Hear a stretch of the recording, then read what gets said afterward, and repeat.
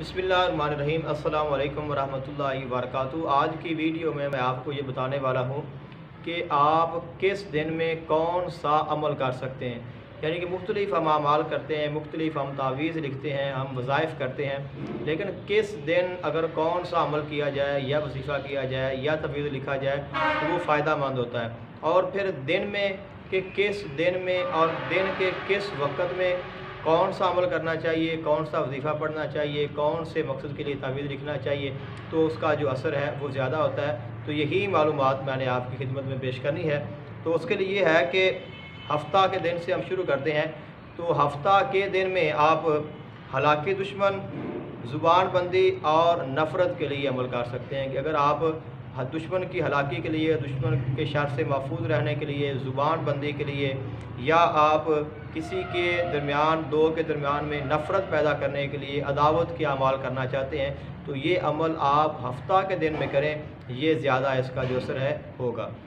इतवार के दिन में तस्खीर और रोज़गार के लिए कि किसी को अगर आप अपनी मोहब्बत में किसी के दिल में अपनी मोहब्बत पैदा करना चाहते हैं या आप किसी को मुसख्खर करना चाहते हैं। आप तस्खीर की फिर आगे कई अक़साम हैं, लेकिन अगर आप तस्खीर के लिए अमल करना चाहते हैं और इसी तरह आप रिज़्क़ के लिए, दौलत के लिए, रोज़गार के लिए, नौकरी हासिल करने के लिए अगर आप अमल या वजीफ़ा या ताबीज़ बनाना चाहते हैं तो ये इतवार के दिन में बनाएं, ये आपके लिए बहुत ज़्यादा बेस्ट होगा इसका। तो सोमवार के दिन में वुसअत रिज़्क़ के लिए, रिज़्क़ में बरकत के लिए, रिज़्क़ में कसरत के लिए, माल और दौलत की फरावानी के लिए, माल हासिल करने के लिए आप सोमवार के दिन में अमल कर सकते हैं। तावीज़ और नकुश वगैरह अगर आपने जो भी लिखना है वो अगर आप सोमवार के दिन में करते हैं, वुसअत रिज़्क़ के बारे में और शिफ़ाए अमराज़ के बारे में कि आप जो मुख्तलिफ़ अमराज़ हैं, मुख्तलिफ़ मर्ज़ें हैं, उनकी शिफा के लिए, किसी भी मर्ज़ की शिफा के लिए अगर आप अमल करना चाहते हैं या आप वजीफ़ा करते हैं या आप तावीज़ लिखते हैं तो वो सोमवार के दिन में करेंगे,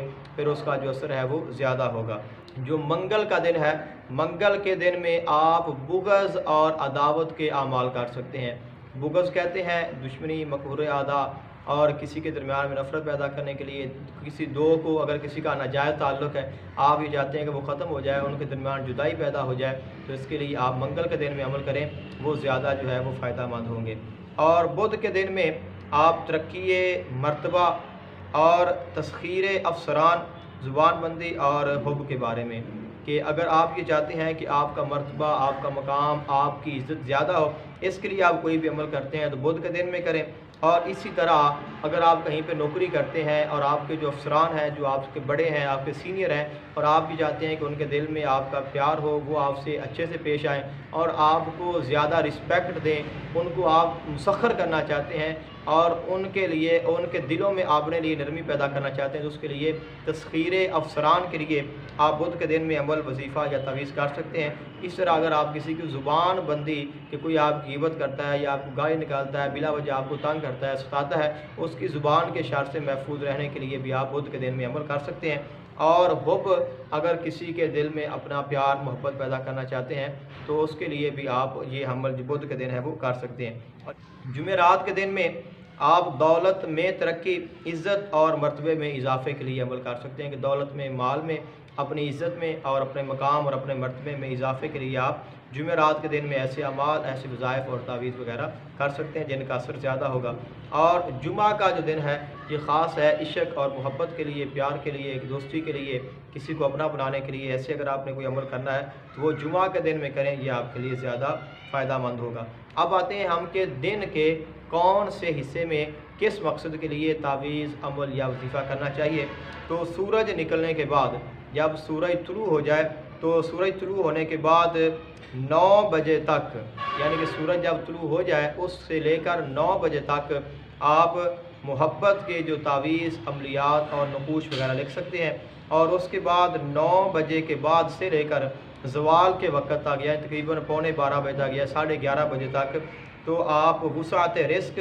के लिए आप अमल, वजीफ़ा या नक्श, तावीज़ वगैरह लिख सकते हैं। और उसके बाद जब ज़वाल का वक़्त ख़त्म हो जाएगा तो ज़वाल के वक़्त से लेकर